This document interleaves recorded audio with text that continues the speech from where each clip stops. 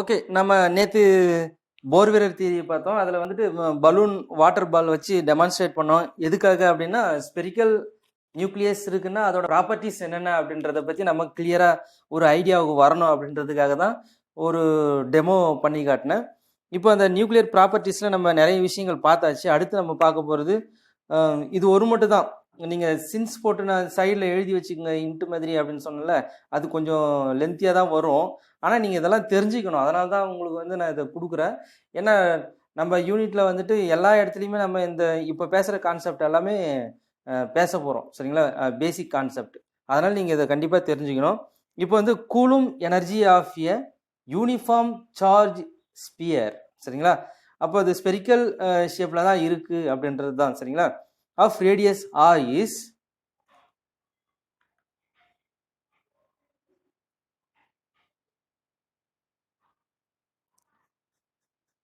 EC equal to 3/5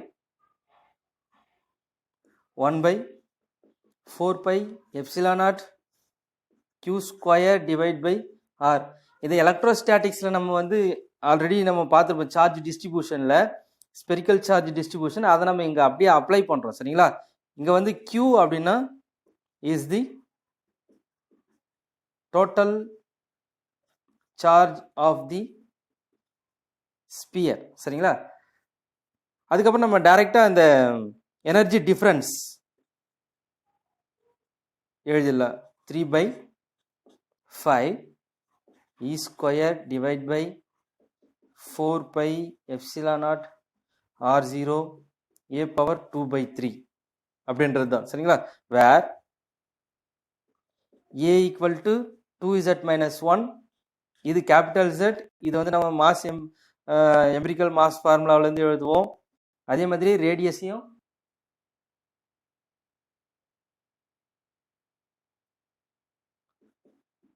R0 a power 1/3. சரிங்களா?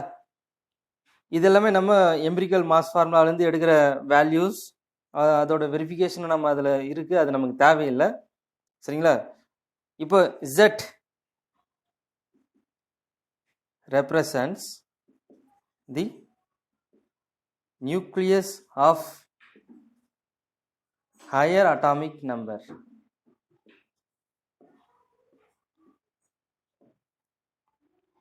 சரிங்களா? Right.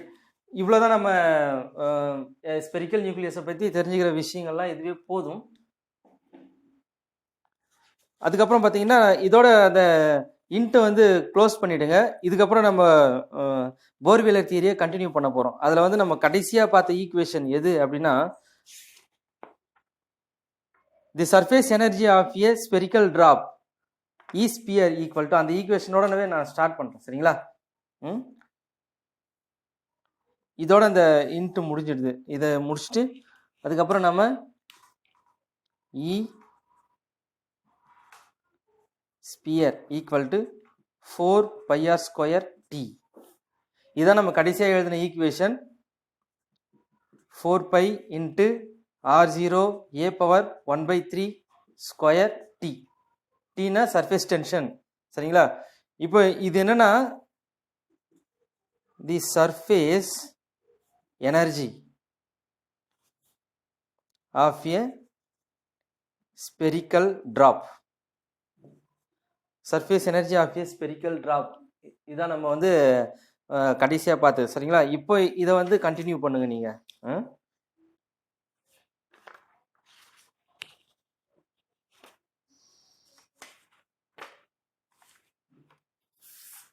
வேர்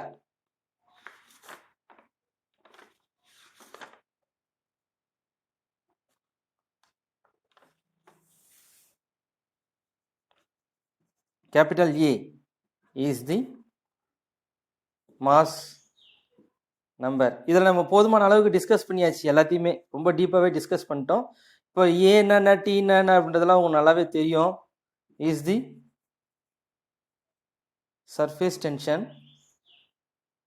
சரிங்களா? அதுக்கப்புறம் பார்த்தீங்கன்னா தி சர்ஃபேஸ் எனர்ஜி. நம்ம இந்த ஈக்குவேஷனில் வந்து சர்ஃபேஸ் எனர்ஜியை நம்ம எழுத போகிறோம். அதுக்கப்புறமா கூலும் எனர்ஜி எழுத போகிறோம். அதில் change in surface tension, change in surface energy and change in coulomb energy, இது ரெண்டுத்தையும் கால்குலேட் பண்ணி அதிலிருந்து நம்ம டிஃபார்மேஷன் எவ்வளோ இருக்கும் அப்படின்றத நம்ம இங்கே பண்ண போகிறோம். சரிங்களா?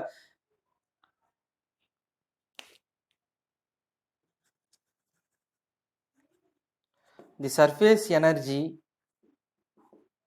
Of the deformed drop in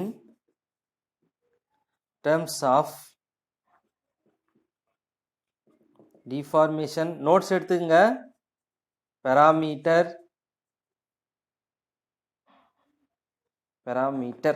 is given by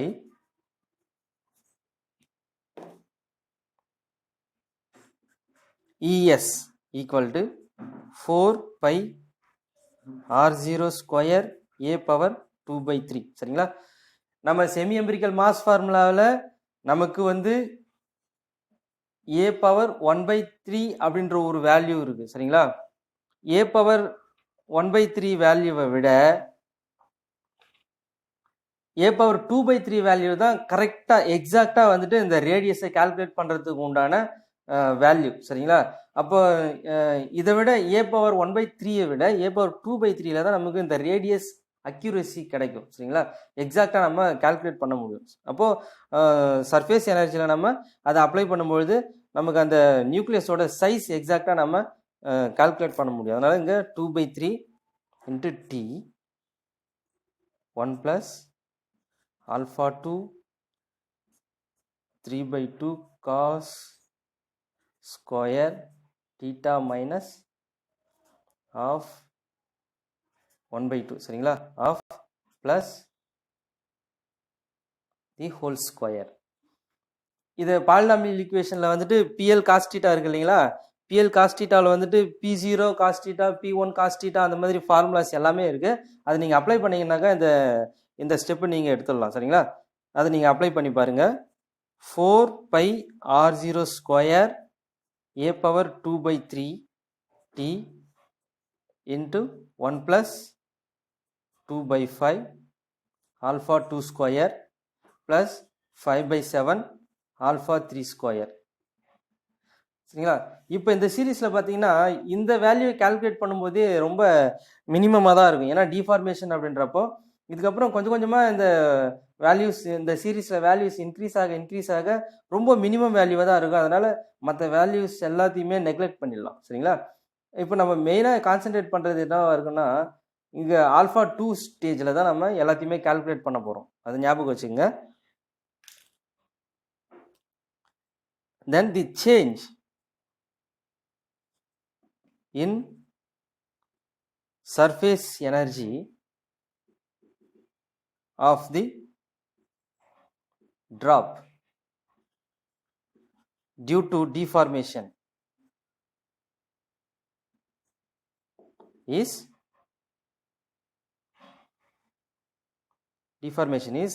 E delta ES equal to ES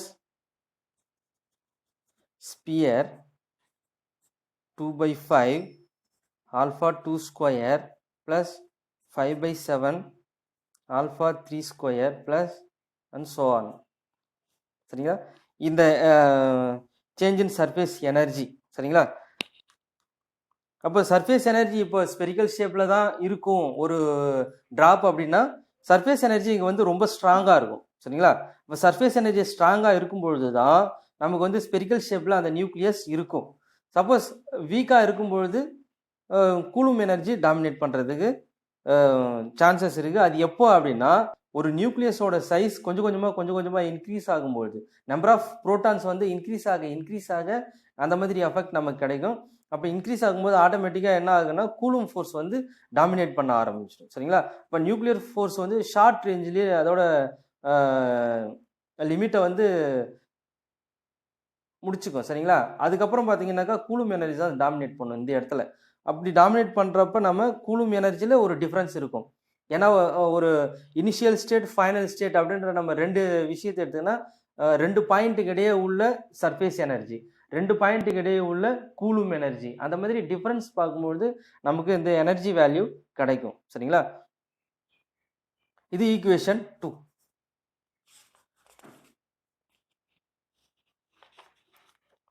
இப்போ நம்ம டெல்டா இஎஸ் எழுதியாச்சு. அதுக்கப்புறம் நம்ம எழுதுறது the coulomb energy of spherical drop.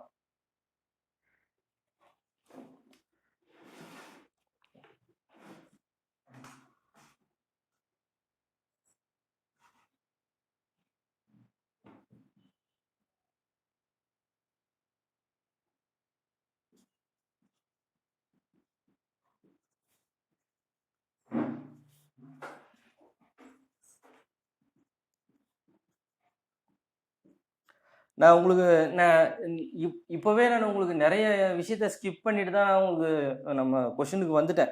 இன்னும் ஒரு கிளாஸ் கூட போகும்.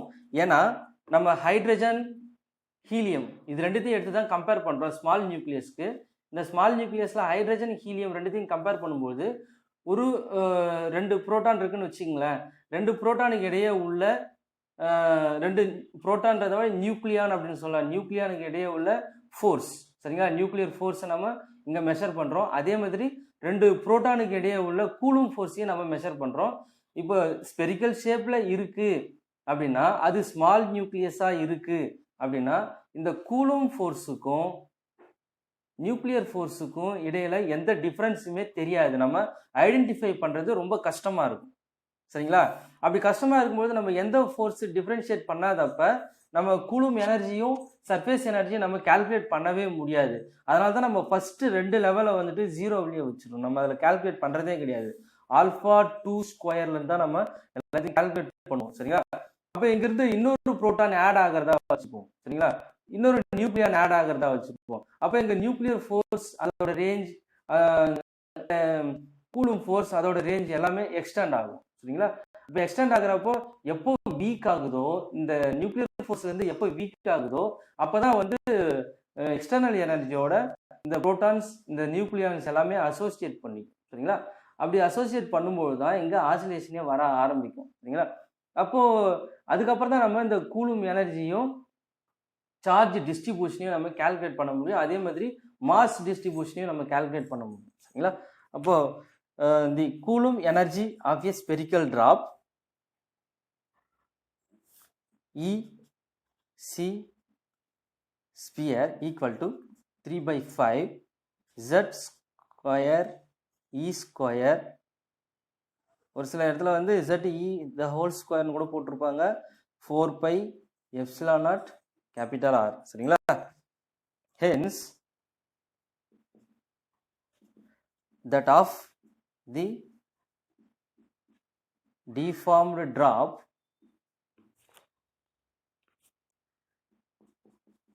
EC equal to 3/5. இது ஆல்ரெடி நம்ம ஃபர்ஸ்ட் இந்த கிளாஸ் ஆரம்பிக்கும் போதே எழுதியாச்சு. அதுக்காக தான் அந்த வேல்யூலாம் உங்களுக்கு இன்ட்ரடியூஸ் பண்ணி விட்டேன். Divide by 4 pi epsilon naught R0 a power 1/3, சரிங்களா? இன்ட்டு அது சேம் சீரீஸ், ஏற்கனவே எழுதின அதே சீரீஸ் தான், அதே மெத்தட் தான். 3/2 cos square theta minus alpha plus inverse, சரிங்களா? இப்போ இன்வெர்ஸ் இங்கே வந்து நெகட்டிவ் வேல்யூ கொடுக்கும். அப்படி நெகட்டிவ் வேல்யூ கொடுக்கும்பொழுது பார்த்தீங்கன்னாக்கா கூலும் ஃபோர்ஸ் இங்கே கம்மியாக இருக்குது அப்படின்றது தான். ஸ்பெரிக்கல் நியூக்ளியஸில் கூலும் ஃபோர்ஸ் கம்மியாக இருந்தால் தான் ஸ்பெரிக்கல் ஷேப்பில் இருக்க முடியும். அதை மீன் பண்ணுறது தான் இந்த ஈக்குவேஷன், சரிங்களா? அப்போது கூலும் ஃபோர்ஸ் எப்பெல்லாம் கம்மியாக இருக்கோ, லோ வேல்யூ இருக்கோ, அப்போல்லாம் வந்துட்டு ஒரு நியூக்ளியஸ் ஸ்பெரிக்கல் ஷேப்பில் தான் இருக்கும் அப்படின்றது தான் இந்த ஈக்குவேஷன் சொல்கிறது, சரிங்களா? இப்போ சார்ஜ் டிஸ்ட்ரிபியூஷனும் ஈவனாக இருக்கும் அப்படின்றது தான், ஒரே மாதிரி இருக்கும். எங்கே கிராஸ் செக்ஷன் எடுத்தாலும் உங்களுக்கு சார்ஜ் டிஸ்ட்ரிபியூஷனும் சரி, மாஸ் டிஸ்ட்ரிபியூஷனும் சரி, எல்லாமே ஒரே மாதிரியே இருக்கும் ஸ்பெரிக்கல் நியூக்ளியஸ் அப்படின்னா. அதை நீங்கள் மைண்டில் வச்சுக்கணும். Then delta EC equal to EC sphere, இது சப்ஸ்கிரிப்டில் மேலே இருக்கிறது சூப்பர் ஸ்கிரிப்டில் வரணும். Minus 1/5 alpha 2 square minus 10/49 alpha 3 square, சரிங்களா? அப்போ மைனஸ் இந்த ஈக்குவேஷன் எப்படி எழுதலாம்னா sphere 1/5 alpha 2 square plus 10/49 alpha 3 square இதெல்லாம் வந்து லோ வேல்யூ சரிங்களா, இதெல்லாம் நெக்லெக்ட் பண்ணிடலாம். தேவைன்றப்போ நம்ம அதை எடுத்துக்கலாம் சரிங்களா. ஈக்குவேஷன் இது 3. இப்போ இது total energy. Thus the total energy variation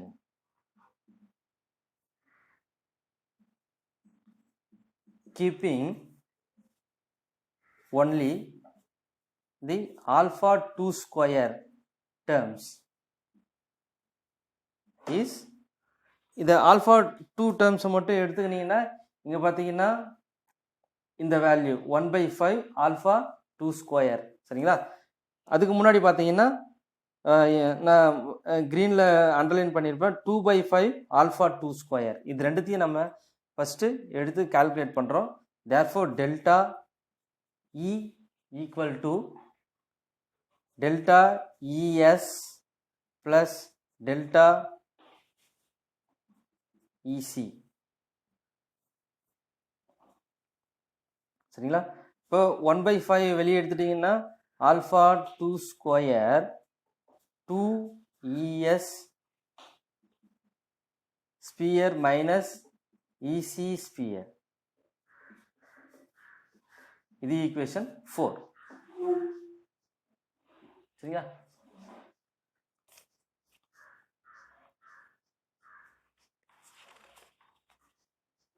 இப்போ நமக்கு டோட்டல் எனர்ஜி டிஃபரன்ஸ் கிடைச்சிருச்சு. எனர்ஜி வேரியேஷன் ஒரு ஸ்பெரிக்கல் ட்ராப்ல இந்த ஈக்குவேஷனை வச்சு நம்ம டோட்டல் வேரியேஷனை ஈஸியாக கால்குலேட் பண்ணலாம். இஃப்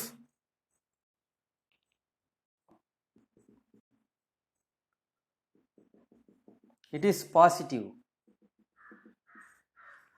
பாசிட்டிவ் அப்படின்னாலே அது வந்து சர்ஃபேஸ் எனர்ஜி வந்து அதிகமாக இருக்கு அப்படின்றது தான். That is 2ES sphere is greater than EC sphere சரிங்களா. இப்போ சர்ஃபேஸ் எனர்ஜி அதிகமாக இருக்கும்பொழுது அது பாசிட்டிவ் சரிங்களா. பாசிட்டிவாக இருக்கும்பொழுது the drop is stable to small distortion. நேற்று நான் உங்களுக்கு ஒரு சின்ன பால் எல்லோ பால் வச்சு காட்டினேன். அதில் வந்து ஸ்மால் டிஸ்டார்ஷன் நம்ம அதை ஸ்பெரிக்கல் ஷேப்லேயே எடுத்துக்கலாம். ஏன்னா அந்த சர்ஃபேஸில் வந்துட்டு எந்த சேஞ்சஸுமே இருக்காது சரிங்களா. சர்ஃபேஸில் எப்போ சேஞ்சஸ் இருக்குன்னா கூலும் எனர்ஜி டாமினேட் பண்ணும்போது தான் அந்த சர்ஃபேஸ் ஆசிலேஷன் அதிகமாக இருக்கும். அப்போ சர்ஃபேஸ் எனர்ஜி வீக்காக இருக்குது அப்படின்றது அர்த்தம். இப்போ இங்கே சர்ஃபேஸ் எனர்ஜி அதிகமாக இருக்கும்பொழுது ஸ்மால் டிஸ்டார்ஷன் மட்டும்தான் இருக்கும் அந்த ஸ்மால் பாலில். நேற்று அது பண்ணும்போது ஜம்ப் ஆச்சு சரிங்களா. இங்கே இது பாருங்க, இதில் நம்ம ஒரு இதை டச் பண்ணால் கூட இந்த சர்ஃபேஸ் இருக்காது, டோட்டலாகவே இந்த பாலே எகிறது பாருங்க சரிங்களா. அப்போ நியூக்ளியஸ் அந்த உள்ளார வந்து ஃபோர்ஸ் வந்து ஸ்ட்ராங்காக இருக்குது அப்படின்றது அதுக்கு மீனிங் சரியா.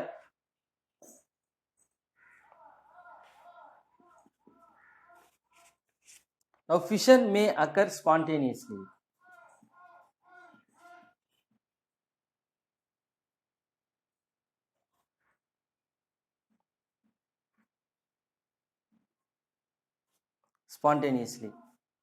If it is negative, ES sphere is less than 1/2 EC sphere சரிங்களா. அப்போ இங்கே வந்துட்டு கூலும் ஃபோர்ஸ் அதிகமாக இருக்குது அப்படின்றது தான் அதுக்கு meaning. Or that is 4πr0 square a^2/3 surface tension with surface tension is less than 3/40 z square e square divided by pi epsilon naught a power 1/3 R0 சரிங்களா. இப்போ கூலும் ஃபோர்ஸ் அதிகமாக இருக்குது அப்படின்னாலே ஆல்ஃபா 2 அப்படின்னு சொல்கிறோம் இல்லைங்களா, அந்த ரேஞ்சை வந்து கிராஸ் பண்ணி போயிடுச்சு அப்படின்றதான் அர்த்தம். அதனால தான் இங்கே 3/5 பதிலாக 3/40 வந்துருக்குது. இங்கே 1/8 எலிப்டிக்கல் ஆர்பிட்டாக நம்ம அதை கன்சிடர் பண்ணும்பொழுது இந்த வேல்யூ நமக்கு கிடைக்கும், 3/40 அப்படின்ற வேல்யூ நமக்கு கிடைக்கும் சரிங்களா. ஆர் இப்போ இந்த போர்வீலர் தியரியிலேருந்து நமக்கு கொடுக்குற solution z²/a is greater than 45 சரிங்களா. இப்போ அட்டாமிக் மாஸ் 45 அந்த ரேஞ்சுக்கு மேலே இருக்கும்பொழுது இந்த மாதிரி எஃபெக்ட் எல்லாம் வர்றதுக்கு சான்சஸ் இருக்குது. நம்ம ஏற்கனவே ஃபஸ்ட்டு கிராஃப்லேயே வந்து பைண்டிங் எனர்ஜிக்கும் அட்டாமிக் மாஸுக்கும் நம்ம இடையே ஒரு கிராஃப் போட்டிருப்போம். அதில் வந்து நம்ம இதை டிஸ்கஸ் பண்ணியிருப்போம். 50 to 100 வரைக்கும் பைண்டிங் எனர்ஜி ரொம்ப ஸ்ட்ராங்காக இருக்குது அப்படின்றத நம்ம அங்கேயே பேசியிருப்போம். அதுக்கப்புறம் கொஞ்சம் கொஞ்சமாக வீக் ஆகும் அப்படின்றதையும் நம்ம சொல்லிருக்கோம் சரிங்களா. அதெல்லாம் நீங்கள் ஞாபகம் வச்சுக்கோங்க. therefore the ratio EC sphere divided by 2 ES sphere is known as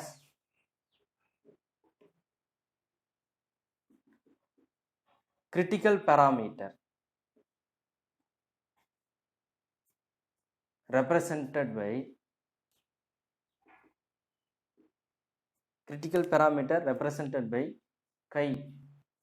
chi symbol சரிங்களா. ஞாபகம் வச்சுக்கோங்க. அப்போ chi equal to EC sphere divided by 2 ES sphere சரிங்களா. அதுதான்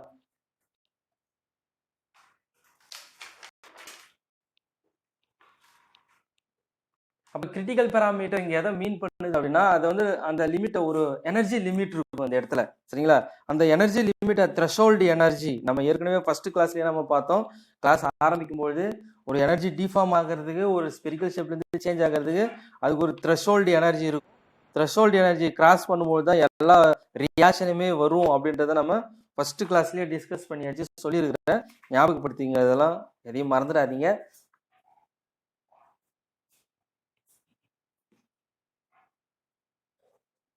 where chi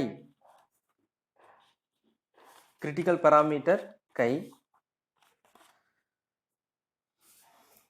is less than 1. இப்போ கிரிட்டிக்கல் பேராமீட்டர் less than 1 அப்படின்னு இருந்தா அது என்ன ஆகும், ஸ்பெரிக்கல் ஷேப்லயே தான் இருக்கும் அப்படின்றது தான். the nucleus is stable.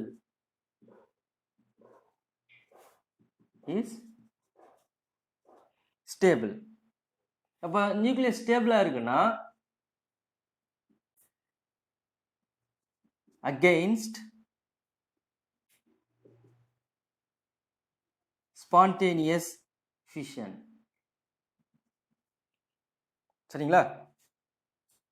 நல்லா அண்டர்ஸ்டாண்ட் பண்ணீங்க. it is possible to estimate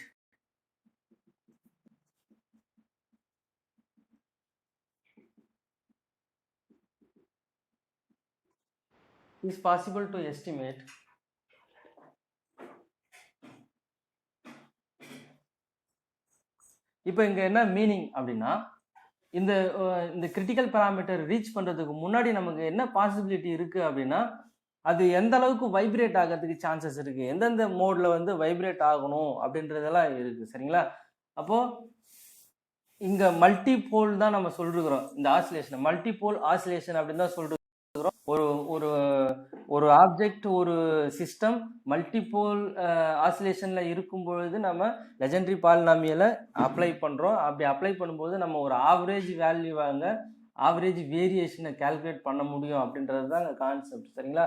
அப்போ இங்க கிரிட்டிக்கல் பேராமீட்டர், அதாவது கிரிட்டிக்கல் ஸ்டேஜை ரீச் பண்றதுக்கு முன்னாடி அதோட ப்ராபபிலிட்டி ஆஃப் ஆசிலேஷனை நம்ம இங்கே கிளியராக ஐடென்டிஃபை பண்ணிக்கலாம், எந்த அளவுக்கு அது எனர்ஜியை எக்ஸ்பிரஸ் பண்ணுது அப்படின்றது தான். இப்போ கிரிட்டிக்கல், இப்போ ஒரு நியூக்ளியஸ் இருக்குன்னு வச்சுங்களேன், இதோட மேக்சிமம் ஆசிலேஷன் என்ன இருக்கு அப்படின்றத பார்ப்போம். சப்போஸ் இது கிரிட்டிக்கல் பாயிண்ட்டை ரீச் பண்ணலன்னு வச்சுங்களேன், அதுக்கு முன்னாடி இருக்கிற எல்லாமே எக்ஸைட்டட் ஸ்டேட் தான் சரிங்களா. இது எல்லாமே எக்ஸைட்டட் ஸ்டேட்ஸ். சரிங்களா? ஃபர்ஸ்ட்டு, செகண்டு, தேர்டு, ஃபோர்த் அப்படின்னு சொல்லிட்டு. அப்போ கிரிட்டிக்கல் பேராமீட்டர் ரீச் பண்ணிடுச்சுன்னா அதுக்கப்புறம் டிஃபார்ம் ஆக ஆரம்பிச்சிடும். இப்போ டிஃபார்ம் ஆகும்பொழுது அது ஸ்ப்ளிட் ஆகிறதுக்கு தான் ட்ரை பண்ணுமே தவிர இங்கே எனர்ஜி அது எமிட் பண்ணாது. அப்போ நீங்கள் இந்த கிரிட்டிக்கல் பேராமீட்டர் ரீச் பண்ணுறதுக்கு முன்னாடி நீங்கள் உங்களுக்கு என்னென்ன ரேடியேஷன் இருக்குது, ஆல்ஃபா, பீட்டா, காமா ரேடியேஷன், எதுவாக இருந்தாலும் எக்ஸ்ரே ரேடியேஷன், எதுவாக இருந்தாலும் இங்கேருந்து எமிட் ஆகிறதுக்கு சான்சஸ் இருக்குது அப்படின்றது நீங்கள் இங்கே மைண்டில் வச்சுக்கணும். இது ரொம்ப முக்கியமான விஷயம். சரிங்களா? அட்டாமிக் நியூக்ளியஸ், குவாண்டம் மெக்கானிக்ஸ் எதில் இருந்தாலும் நீங்கள் இந்த கான்செப்டை பேசாமல் நீங்கள் எந்த தியரியுமே படிக்கவே முடியாது. That is it is possible to estimate the degree of distortion of a nucleus. சரிங்களா? in the critical stage. in the critical stage, sorry, state எழுதுங்க. critical state by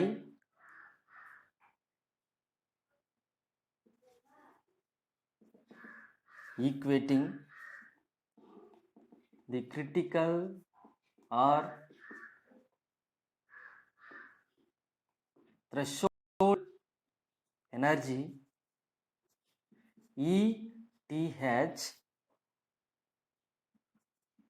to the total energy variation.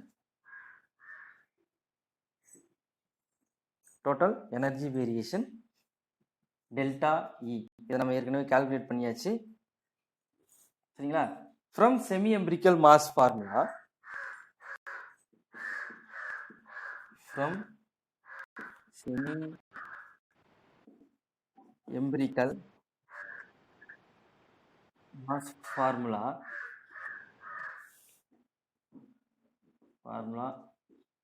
data.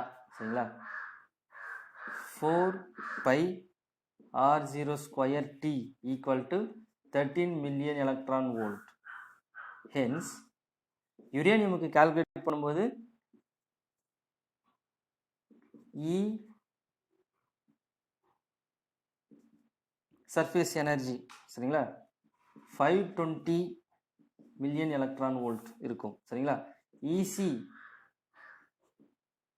Sphere 830 million electron volt. அதுக்கப்புறம் பார்த்தீங்கன்னா alpha 2 square 1/7. இதெல்லாம் constant values. நம்ம semi empirical mass formula வந்து calculate பண்ணுற values, binding எனர்ஜிலேருந்து calculate பண்ணுற values. இது எல்லாமே எதுக்குன்னா யுரேனியம் 238க்கு. இதே மாதிரி நம்ம ஒவ்வொன்றுத்துக்குமே கால்குலேட் பண்ணலாம் இந்த ஃபார்முலாஸை வச்சு. சரிங்களா? அட் கிரிட்டிக்கல் எனர்ஜி ரீச், இது வரைக்கும் பார்த்ததெல்லாம் கிரிட்டிக்கல் எனர்ஜிக்கு முன்னாடி. At critical energy reach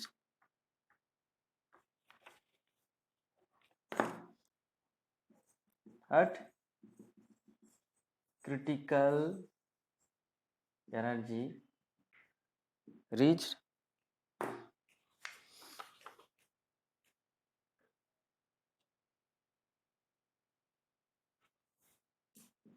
that is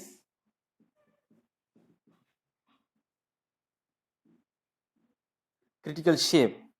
சரிங்களா? that is also called deformation, drop, split into 2 equal drops. சரிங்களா? 2 equal drops. இப்போ 2 புரோட்டான் இருக்கு ஒரு நியூக்ளியஸ்ல அப்படின்னா அது ஈக்குவலா ஒவ்வொரு புரோட்டானா பிரிஞ்சிடும். சரிங்களா? அப்போ சார்ஜ் டிஸ்ட்ரிபியூஷன், மாஸ் டிஸ்ட்ரிபியூஷன் எல்லாமே ஒரே மாதிரி இருக்கும். அதே மாதிரி எல்லா லார்ஜ் நியூக்ளியஸ்க்கு நம்ம இதை அப்ளை பண்ணிக்கலாம். அப்போ therefore threshold energy is 4 pi capital R square T into critical parameter, sorry, கை. சரிங்களா? இது கை. therefore 4 pi R0 square a power 2/3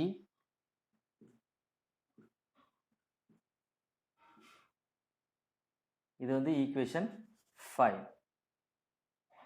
இந்த ஈக்குவேஷன் நம்ம ஆல்ரெடி எழுதியிருக்க சர்ஃபேஸ் எனர்ஜி, அதோட சர்ஃபேஸ் எனர்ஜி கிரிட்டிக்கல் பேராமீட்டரை ரீச் பண்ணுது அப்படின்றது தான். ரீச் பண்ணும்போது அதை தான் நம்ம த்ரெஷோல்டு எனர்ஜியாக கன்சிடர் பண்ணுறோம். இப்போ த்ரெஷோல்டு எனர்ஜி ரீச் பண்ண உடனே ஆட்டோமேட்டிக்காக ட்ராப் ஸ்பிளிட்டிங் இருக்கும். சரிங்களா? This energy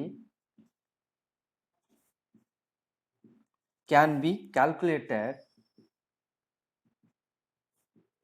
by neglecting the second order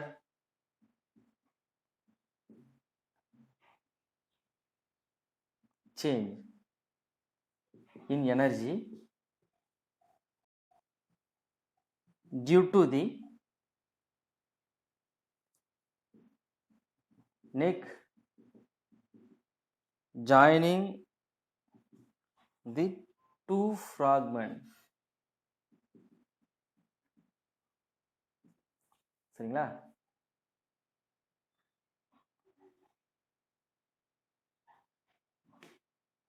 இதுதான். சரிங்களா? இப்போ அடுத்த ஸ்டேஜுக்கு போகும்போது நம்ம இப்போ இங்கே டிஃபார்மேஷன் நடக்குது. இப்போ நம்ம இங்கே இந்த ஸ்பெரிக்கல் ஷேப்லேருந்து இந்த ஸ்மால் டீவியேஷனை கால்குலேட் பண்ணுறோன்னு வச்சுங்களேன். இதுக்கப்புறம் இதுதான் ஆல்ஃபா 2 ஸ்கொயர் அப்படின்னு வச்சுக்கோ. இதுக்கப்புறம் நம்ம இது எதையுமே கால்குலேட் பண்ண முடியாது. அதே மாதிரி தான் இங்கேயுமே. சரிங்களா? அதே மாதிரி தான் இங்கேயுமே. அதனால் அதை வந்து நம்ம கால்குலேட் பண்ண வேண்டிய அவசியம் இல்லை. அதை வந்து அவாய்ட் பண்ணிடலாம். தேர்ஃபோர் இ த்ரெஷோல்டு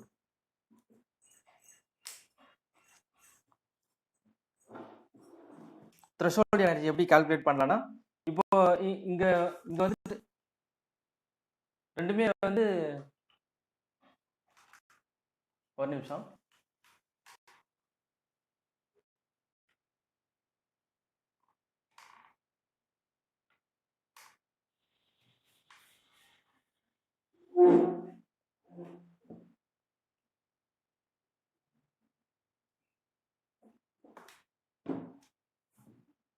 சரிங்களா? அப்போ எனர்ஜி ஸ்பிளிட் ஆகும், ஈக்குவலா ஸ்பிளிட் ஆகும்னு சொன்னல.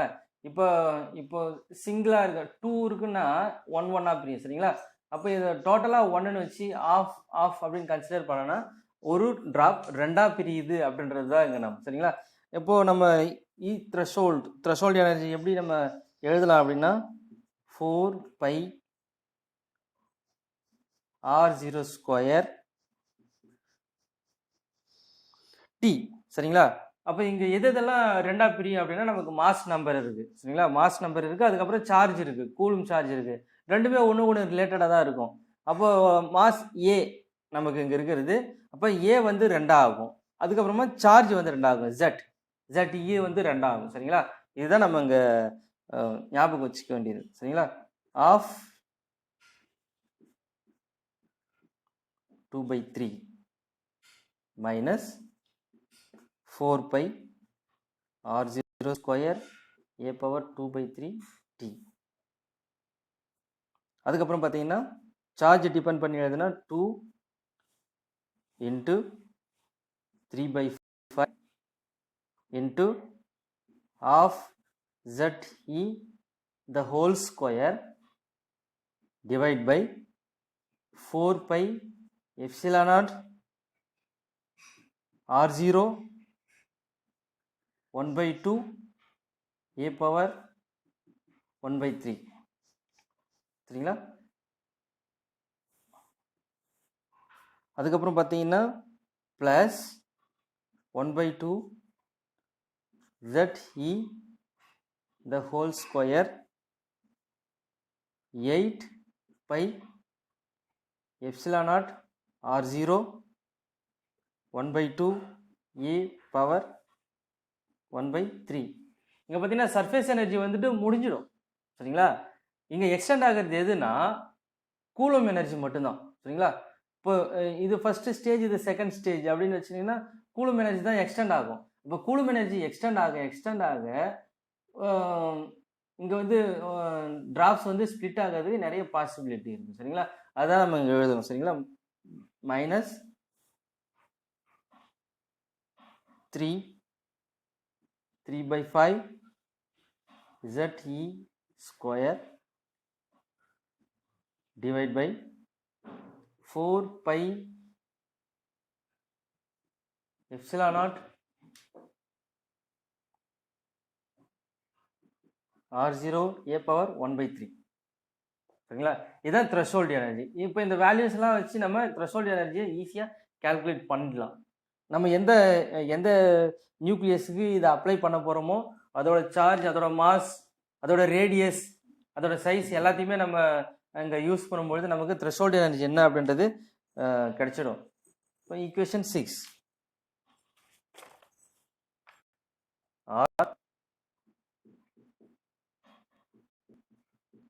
E threshold divided by 4 pi r0 square t a power 2/3, that is equal to f of chi.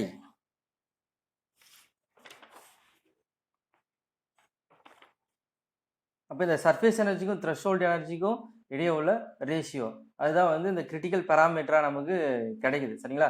அப்போ சர்ஃபேஸ் எனர்ஜியோட வேல்யூ நமக்கு கிடைக்கும் போது, எக்ஸாக்டாக கிடைக்கும் போது தான் நம்ம த்ரெஷோல்டு எனர்ஜி கால்குலேட் பண்ண முடியும். இது ரெண்டுமே தெரிஞ்சாக்கா கிரிட்டிக்கல் பேராமீட்டர் என்ன அப்படின்றத ஈஸியாக நம்ம ஐடென்டிஃபை பண்ணிடலாம். சரிங்களா? தட் இஸ் ஈக்குவல் டு இந்த f of x, f of chi, sorry 0.260 minus 0.215 chi for an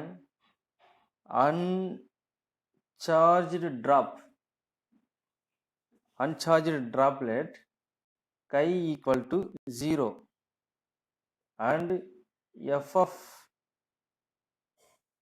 0 equal to 0.260. இதான் போட்டிருக்கு. சரிங்களா? இனிஷியல் ஸ்டேஜ் அப்படின்றது இனிஷியல் ஸ்டேஜில் அதோட value. Hence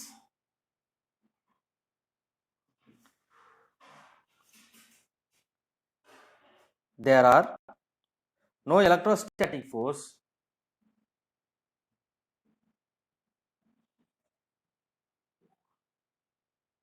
forces and the critical energy.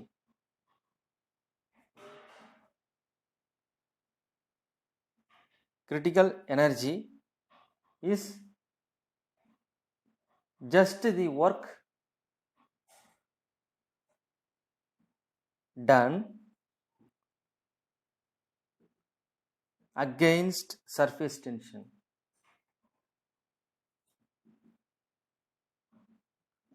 Against surface tension is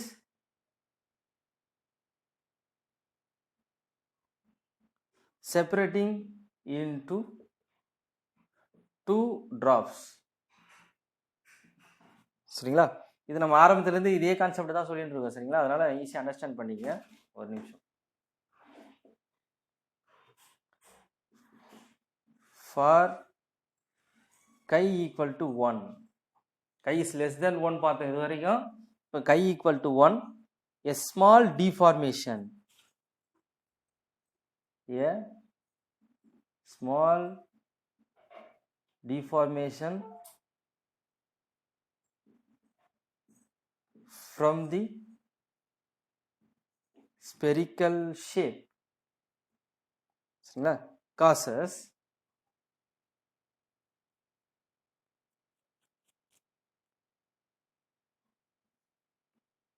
causes the drop to reach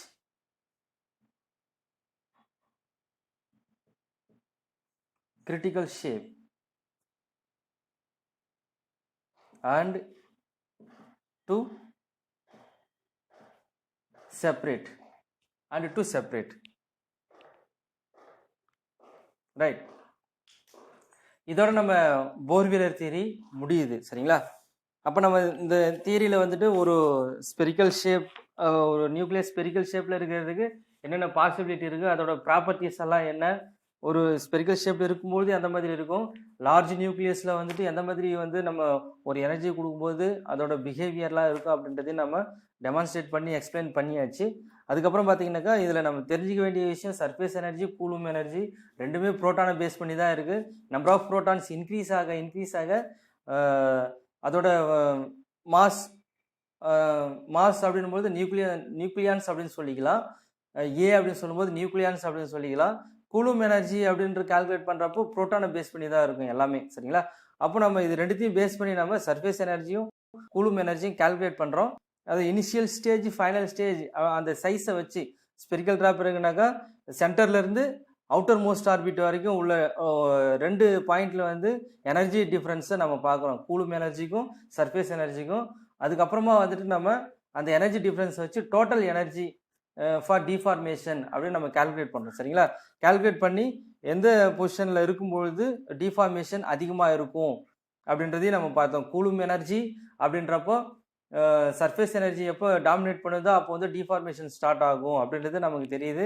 அது வரைக்கும் surface energy தான் வந்து அங்கே வந்து டாமினேட் பண்ணும் ஸ்பெரிக்கல் ஷேப்பில் இருக்கிற வரைக்கும் அப்படின்றது, சரிங்களா? இப்போ ஷார்ட் ரேஞ்சு ஃபோர்ஸ் அப்படின்றது நம்ம எவ்வளோ 1.2 ஃபெர்மி அப்படின்னு நம்ம சொல்கிறோம் அப்படின்னா அதை விட கம்மியான ஒரு டிஸ்டன்ஸில் ஒரு நியூக்ளியஸ் இருக்கிறதா வச்சுப்போம், சரிங்களா? சிங்கிள் புரோட்டான், சிங்கிள் நியூட்ரான், அந்த மாதிரி சிங்கிள் புரோட்டான், 2 புரோட்டான், அந்த மாதிரி நியூக்ளியஸ், ஸ்மால் நியூக்ளியஸ் எடுத்துப்போம், சரிங்களா?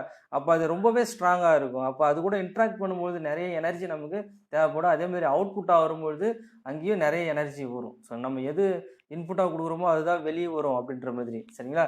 அப்போ ரேடியோ ஆக்டிவிட்டி அப்படின்றப்போ அது ஸ்பான்டேனியஸ் எமிஷனாக இருக்கும். இங்கே வந்து எல்லாமே இன்டியூஸ்டு எமிஷனாக இருக்கும். ஸோ நம்ம வெளியிலேருந்து ஒரு எனர்ஜி இன்புட்டாக ஒரு நியூட்ரானை கொடுத்து அதுக்கப்புறமா பம்பார்ட் பண்ணி அதுக்கப்புறம் வெளியில் வர எனர்ஜி தான், சரிங்களா? அப்போது எனர்ஜி ஸ்பிளிட்டிங் அப்படின்றது இங்கே எதை பொறுத்து இருக்குது அப்படின்னா பம்பார்டிங் நியூட்ரானை பொறுத்து இருக்குது. அதை தாண்டி நம்ம ஒரு நியூக்ளியஸ் எப்போ ஸ்பிளிட் ஆகுது அப்படின்னு பார்க்கும்பொழுது அது வந்து கூலும் ஃபோர்ஸையும் சர்ஃபேஸ் ஃபோர்ஸையும் டிபெண்ட் பண்ணி தான் இருக்கும். இப்போ இந்த 2 எனர்ஜி டிபெண்ட் பண்ணி இருக்கும்பொழுது நம்ம அதில் இருக்கிற வந்து நியூக்ளியஸோட சைஸை வந்து நம்ம எக்ஸாக்டாக மெஷர் பண்ண வேண்டியது ரொம்ப அவசியம். அப்போ சைஸை மெஷர் பண்ணும்போது ஆட்டோமேட்டிக்காக நம்பர் ஆஃப் நியூக்ளியன்ஸ் அங்கே ப்ரெசென்ட் ஆகிடும், சரிங்களா? இதெல்லாமே கரெக்டாக நம்ம கால்குலேட் பண்ணுறப்போ நமக்கு ஈஸியாக இதை டிஃபார்மேஷன் பேராமீட்டர் இதிலிருந்து கால்குலேட் பண்ணிடலாம். எப்படி ஸ்பிளிட் ஆகுது அப்படின்றத ஒரு நியூக்ளியர் ஃபிஷன் ஒரு ரியாக்டர்லேருந்து நம்ம எப்போ ஃபிஷன் ப்ராசஸ் எப்போ வந்து அச்சீவ் பண்ண முடியும் அப்படின்றத நம்ம எக்ஸாக்டாக கால்குலேட் பண்ண முடியும். அதுக்காக தான் இந்த போர்வீலர் தியரியே, சரிங்களா? ரைட், இதோட நம்ம கிளாஸ் முடிச்சிக்கலாம். இன்னும் 10 நிமிஷம் இருக்குது, இருந்தாலும் பரவாயில்ல. இன்னைக்கு இந்த கிளாஸோட முடிச்சிக்கலாம். அடுத்தது வந்து நம்ம ஷெல் மாடல் பார்க்க போகிறோம். நம்ம உங்களுக்கு இது வரைக்கும் நடத்துனதில் ஏதாவது டவுட்னாக்கா